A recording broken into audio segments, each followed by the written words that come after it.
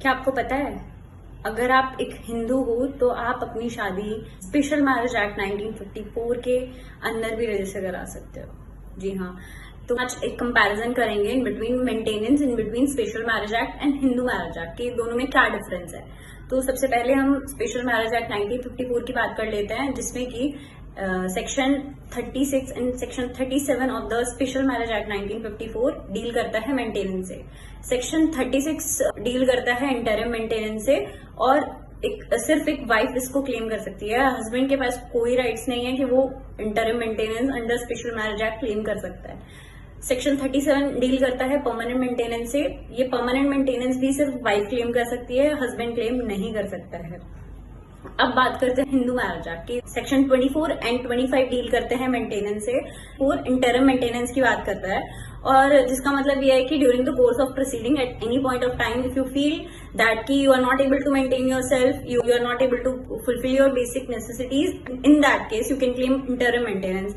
मतलब अगर जो कोर्ट की प्रोसीडिंग चल रही है उस दौरान, उस बीच आपको किसी भी पॉइंट पे, किसी भी टाइम ये लगता है कि आप खुद को मेंटेन नहीं कर पा रहे हो, तो आप कोर्ट के सामने ये चीज रख सकते हैं, आपको मेंटेन नहीं कर पा रहा हूँ, मेरे पास कोई सोर्स ऑफ इनकम नहीं है, मैं अपनी बेसिक नेसेसिटीज पूरी नहीं कर पा रहा हूँ या कर पा रही हूँ, तो आप ऑपोजिट पार्टी को बोलो कि मेरे को मेंटेन करे, क्योंकि मेरे पास सोर्स ऑफ इनकम नहीं है।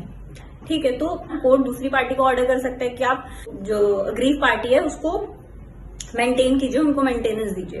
अब सेक्शन 25 डील करता है परमानेंट मेंटेनेंस के बाद। परमानेंट मेंटेनेंस आप कब क्लेम कर सकते हैं? परमानेंट जब आपका डाइवोर्स हो जाता है या सेपरेशन हो जाता है, तब आप परमानेंट मेंटेनेंस क्लेम कर सकते हो। और सबसे बड़ी बात, अगर आप हस्बैंड हो तो भी आप परमानेंट मेंटेनेंस क्लेम कर सकते हो, और अगर आप वाइफ हो तब भी आप परमानेंट मेंटेनेंस क्लेम कर सकते हो। जो हिंदू मैरिज एक्ट है 1955, it is more gender neutral, because अगर आप हस्बैंड या वाइफ दोनों में से कोई भी पार्टी है, वो अपने हस्बैंड से या अपनी वाइफ से मेंटेनेंस क्लेम कर सकती है। तो अब हम एक छोटा सा कंपैरिजन देंगे स्पेशल मैरिज एक्ट में और हिंदू मैरिज एक्ट में।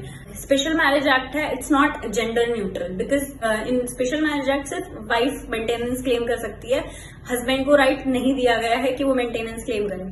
But in Hindu marriage act it is more gender neutral, husband के पास भी राइट है कि वो मेंटेनेंस क्लेम कर सकता है। अब ये चीज, ये हस्बैंड भी मेंटेनेंस क्लेम कर सकता है, ये बहुत सारे लोगों को पता नहीं होती। मेंटेनेंस का मोटो है क्या, मेंटेनेंस का मतलब क्या है? बेसिकली इतना ही मतलब है दैट कि अगर एक पार्टी है जो अपने आप को मेंटेन नहीं कर पा रही है, तो फाइनेंशियल क्राइसिस ना हो किसी भी तरह का, उनको कोई भी फाइनेंशियल हार्डशिप ना देखनी पड़े, वो अपनी बेसिक नेसेसिटीज, जो बेसिक नीड्स होती है उनको फुलफिल कर पाए।